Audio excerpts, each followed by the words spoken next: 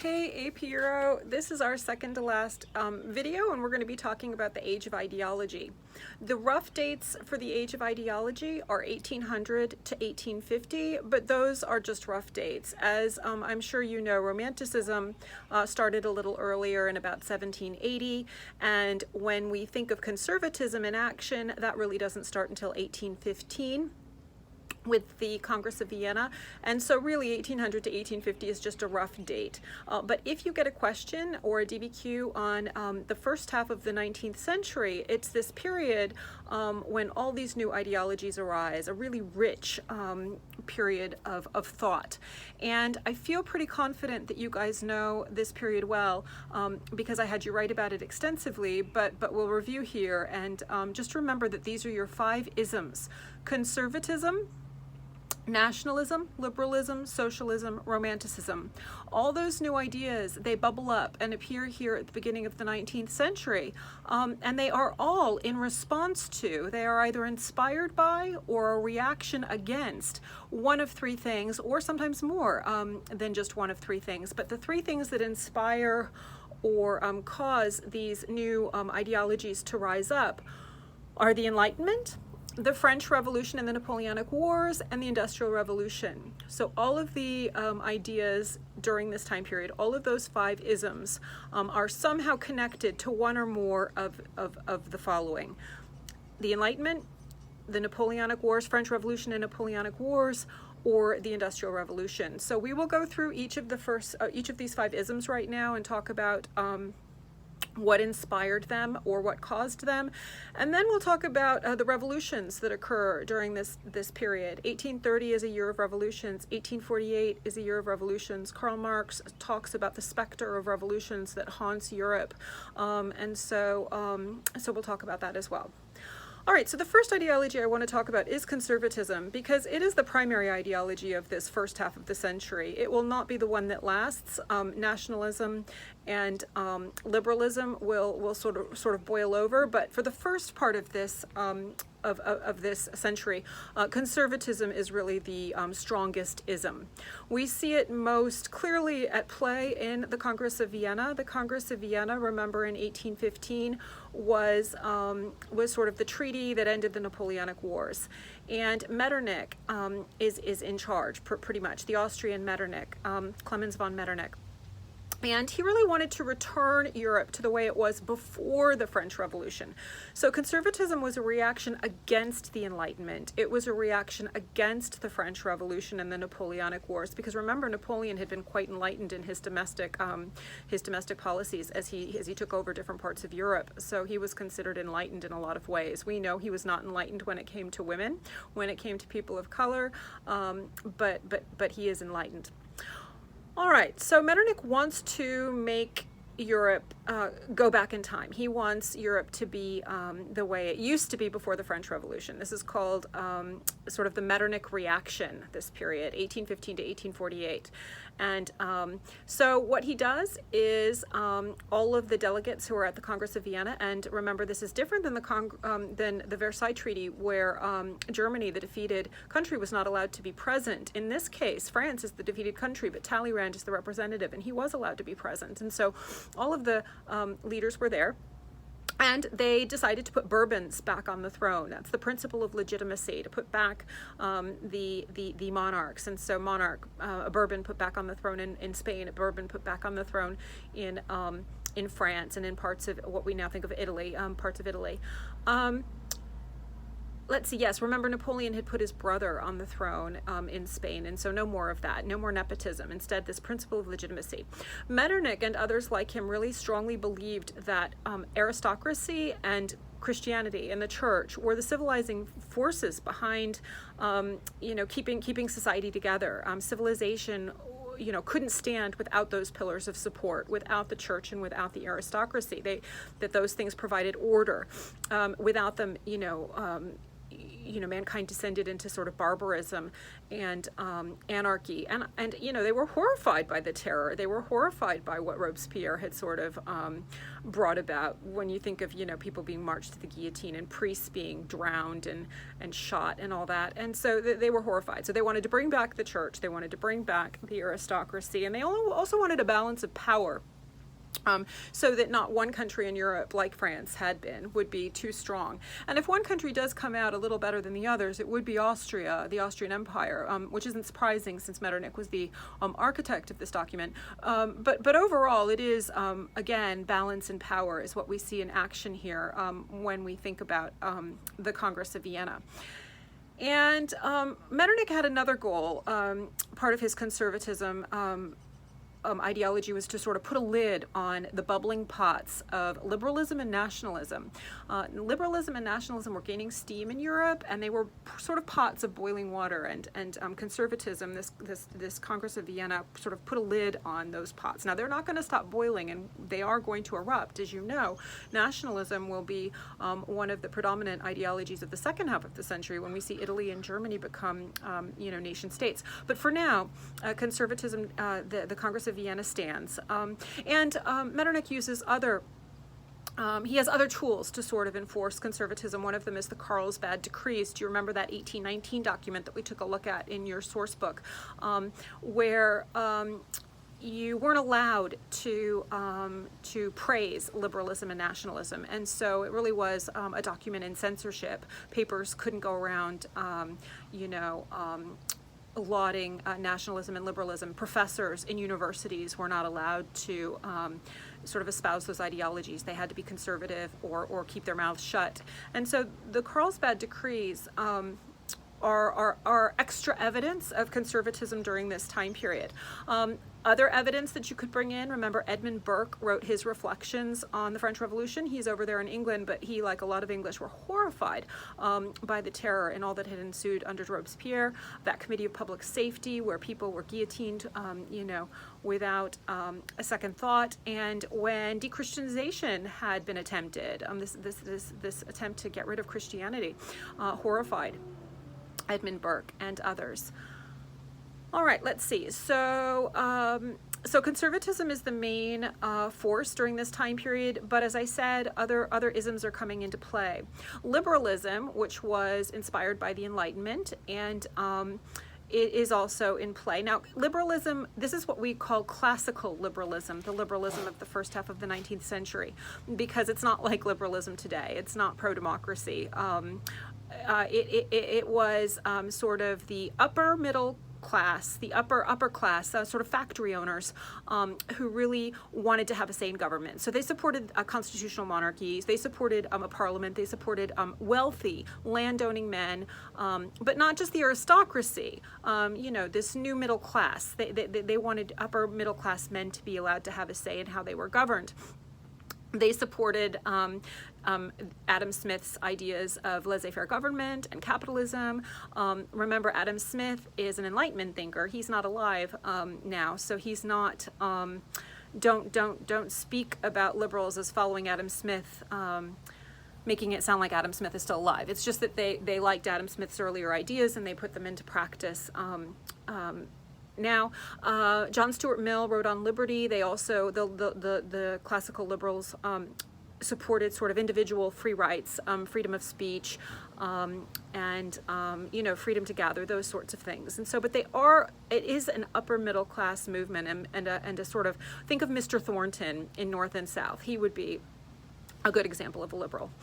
All right, nationalism also comes into play here, but it's nowhere near the force that it's going to be in the second half of the century. Some good examples of evidence are Mazzini.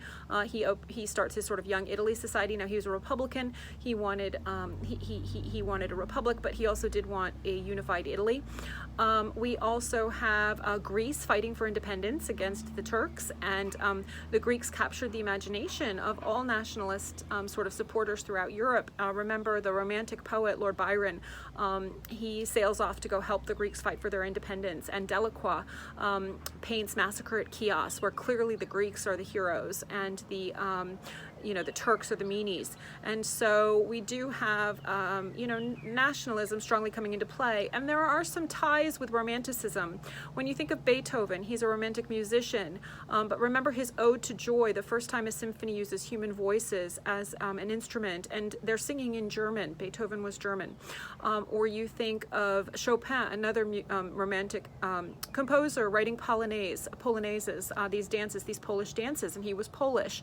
And so we see nationalism in a lot of different areas, and so people are very proud of their homeland, of their country. Let's see. So let's go into Romanticism too. So Romanticism, I should say that nationalism is a response against the Napoleonic Wars. Remember I said that everything, all these isms are in some way caused by or response to the Enlightenment, the French Revolution, the Napoleonic Wars, and the Industrial Revolution. And so nationalism is a response against the Napoleonic Wars. Obviously people weren't very happy having the French come in to their own countries, and so they felt very proud to be whatever nationality they were.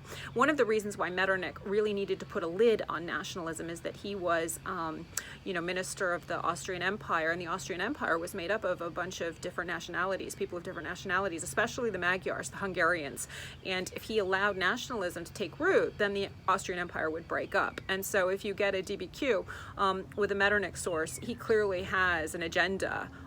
He is an aristocrat, first of all, and also he is an Austrian who wants to keep the Austrian Empire together. So obviously he would be against nationalism, and he would be against not putting Bourbons back on the throne. All right, so let's see. So Romanticism. Remember, Romanticism was a reaction against the Enlightenment. The Enlightenment had been all about reason, the mind. And the Romantics are all about heart. They're all about feeling and emotion. They reject that cold, clinical. They didn't like the... it was too analytical. It was too sort of textbooky. They didn't like the Enlightenment. They wanted, an exuberance. Sort of, they loved emotion. And so when you think of your romantic, your romantics, I think of Beethoven writing things like the Ode to Joy. What a joyous piece of music. Or, his funeral marches. Deaths of despair. Remember when we were reading Frankenstein, it's almost comical how one chapter will be super happy. Remember Victor Frankenstein will be, watching the peasants dancing, and he's outside and he's full of joy. And then the very next page, William is dead. Up and down and up and down. So they love these emotional extremes. Let's see. Mary Shelley is a great example to use for your, as a sort of romantic writer. Not only did they love emotion, but they hated the Industrial Revolution and sciencey stuff. They loved nature. And so in Frankenstein, she's saying we can't play God, right? We can't create life. We should be careful. There's something more powerful out there. And remember, Frankenstein itself, the text, takes place in these extreme locations, settings like the North Pole. Robert Walton writing letters from the North Pole and the Alps, the Swiss Alps, and even the Orkney Islands, where Victor attempts to put together a female monster. Just desolate, these sublime locations. And so the Romantics, they really embraced nature. They loved the idea of the sublime. Now it's interesting that Edmund Burke is the writer who writes about the sublime, and we usually associate him with conservatism. But on this issue of beauty, he did feel strongly that there was a kind of beauty out there that inspired terror. And so the pastoral is the kind of nature setting that's peaceful and quiet, and you can just enjoy it. But the sublime, remember, that we see so clearly in Friedrich paintings is all about feeling tiny and insignificant compared to the glory of nature, the glory of God, because they found God in nature, the Romantics. And how that if you've ever climbed a mountain and you've just been overwhelmed and you feel that sort of in your chest, that overwhelmingness, that's the Romantics loved that. So if there was a storm, they would go out in it. They loved lightning. They loved, extreme this and extreme that. So your Friedrich paintings are great ones to use. Arctic shipwreck. Remember, the ship is so tiny you don't even see it unless you're looking for it, and it's sinking down under the ice. We can't win against nature. The Romantics would say, you know, no way, no contest. Nature is always stronger. Or Wanderer in the Mist, where the guy is standing on the mountain and he's contemplating, he's contemplating nature, you know, and how overwhelming it is. Awesome. Terrific is also terrible, terrific, awesome, awful, those words that are both at the same time, that sublime feeling that you get where you are both in awe, but it's also scary. And then lastly, his Monk by the Sea, which is such a wonderful painting where the monk is so tiny and the sea and the sky take up the, 98% of the painting is nature, and the man is down there, the monk, and he's contemplating. And, you know, the fact that it's a monk brings a spirituality to the piece. And so,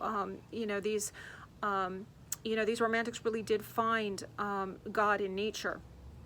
And I also think that, remember I told you one year there was a question that asked about gardens and what would be the difference between a garden during the 1700s and a garden during the early 1800s. And, an Enlightenment garden would be ordered and mathematical. When you think of the Baroque gardens, a little bit earlier than the Enlightenment, but when you think about Versailles gardens, they're all planned out. Man is controlling nature. But the Romantics liked wild gardens, that we can't control nature, sort of fecund and sort of, vegetation going, crazy. They loved that. They also actually, interestingly, liked the ordered gardens too. So a lot of Romantics had an ordered garden, but then they also had a secret garden, a wild garden that they kind of let go, mad. All right, let's see. Other Romantics, William Blake, remember he writes about the dark satanic mills in his poem Jerusalem, so he hated the Industrial Revolution. Let's see, William Wordsworth with his Ode to the Daffodils are good examples. Les Mis, Victor Hugo is a Romantic, just lots of examples. But really, if you just know your Mary Shelley and your Friedrich, your Caspar Friedrich, you'll be fine. Delacroix is another really good one to know. Remember, he overlaps. He's a Romantic artist. They're all about emotion, emotion, emotion. But his Liberty Leading the People, which is full of emotion, also has some liberalism aspects to it. And his Massacre at Chios, which is also very emotional, has some nationalistic elements to it. And Goya, too. Goya is a Romantic artist. And his Third of May, remember, where the Spanish uprising looks like Christ with a stigmata, and he's all in white and he's lit up against the Napoleonic soldiers who are about to shoot him down. Your sympathy is with the Spanish. Again, Goya's Spanish, so point of view.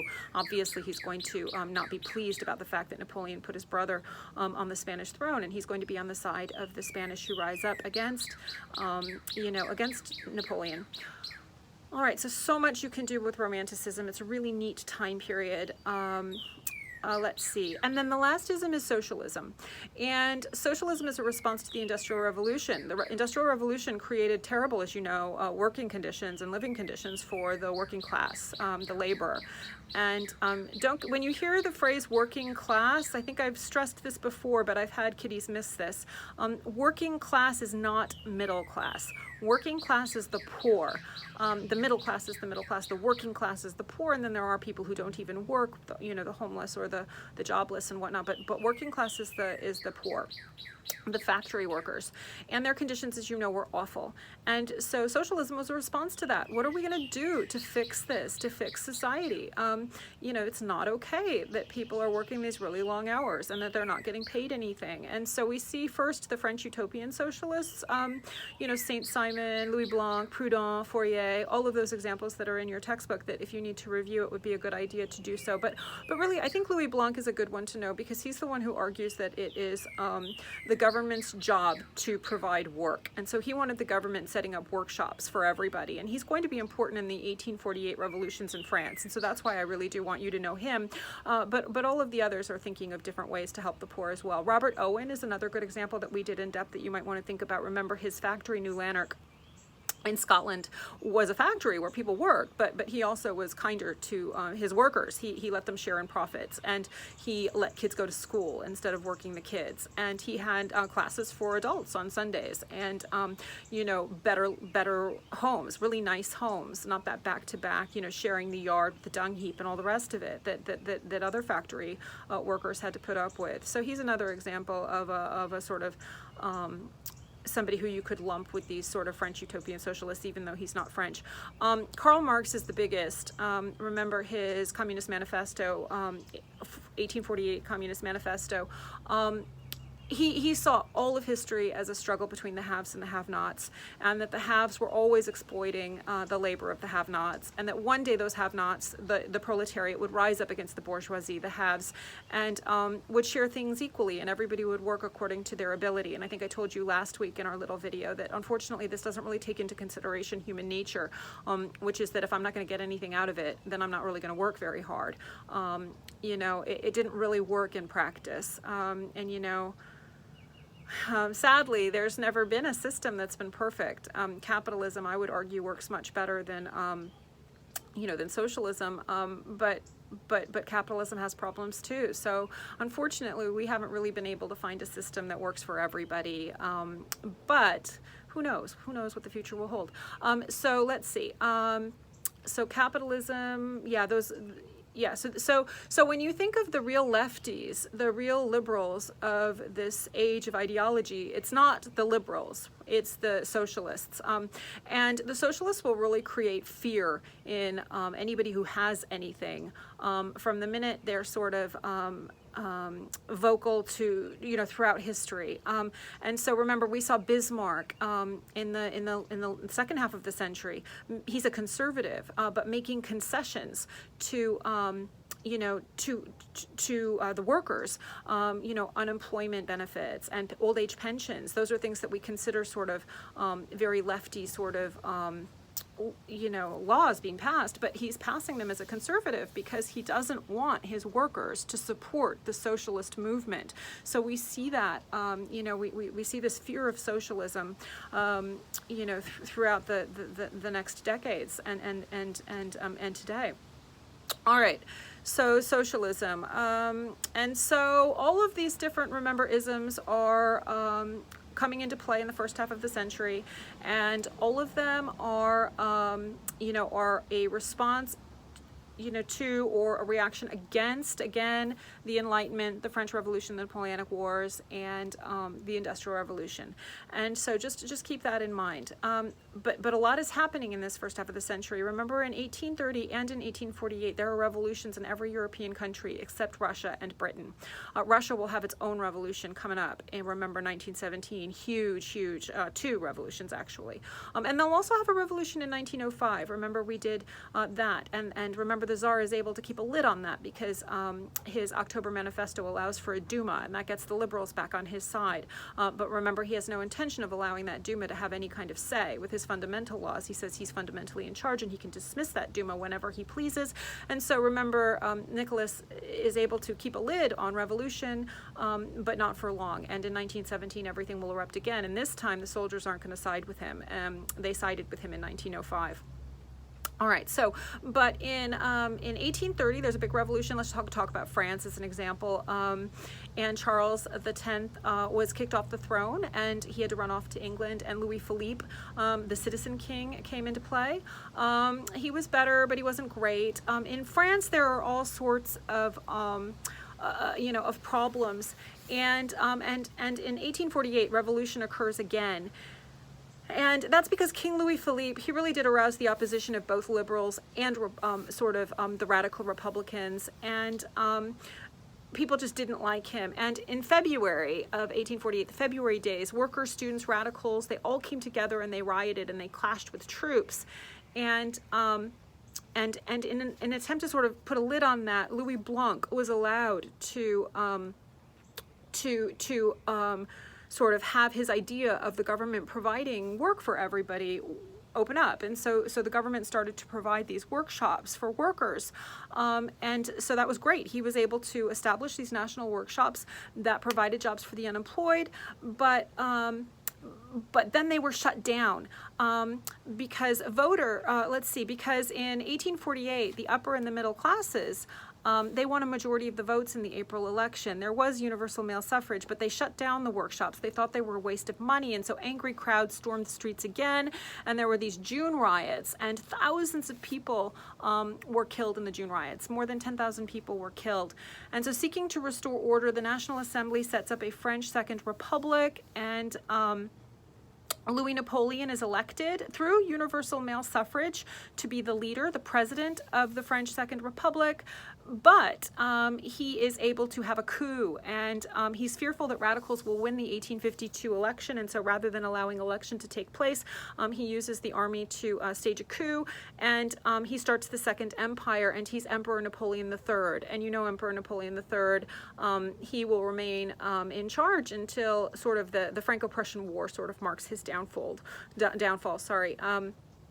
But remember, Napoleon III, he will do things to help the poor. It also helps him to clean up Paris. He's the one who raises Paris, has new boulevards that are wide put in. He has those wide boulevards put in because during the 1830 revolution, the revolutionaries had used the cobblestones of the streets to sort of barricade those tiny, narrow streets, and the troops couldn't get through, the king's troops or the ruler's troops. And so he wants wide boulevards that his army can always go in and sort of, keep order. But he also, when you're pulling up the streets, why not put in new sewers? Why not have pipes for running water, etc.? And so he cleans up Paris, and he provides new parks, 2 huge parks where all classes can come together and enjoy being outside. When you think of that pointillism painting, The Afternoon on the Grand Jatte, remember where all the people are sitting on the bank of the Seine, just enjoying a beautiful, Sunday afternoon.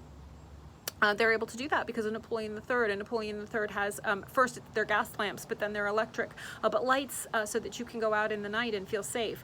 And so we do have, a conservative ruler, but sort of like Bismarck, granting concessions to all classes, to the poorer classes, so that, perhaps they won't support socialism. Maybe they'll stay with him. Let's see.